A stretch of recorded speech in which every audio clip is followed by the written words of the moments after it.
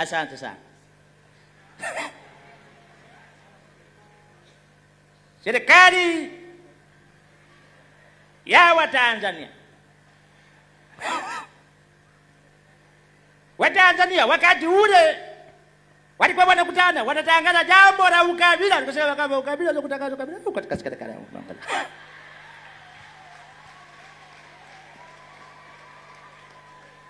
Tunataka watambue kwamba ni muungano ndio uliowaunganisha mpaka wanaitwa wao Wazanzibari, sisi Watanganyika.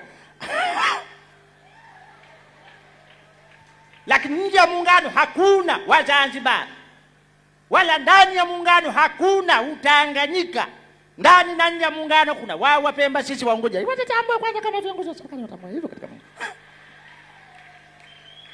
Leo Watanzania na dunia inajivunia kwa kuwa na mtumishi wa Mungu ambaye ametumwa na Mungu kufanya kazi yake, kijana wangu Kuhani Musa Richard Mwasha. Tunataka Watanzania wajue na dunia ijue hivyo katika dunia hii.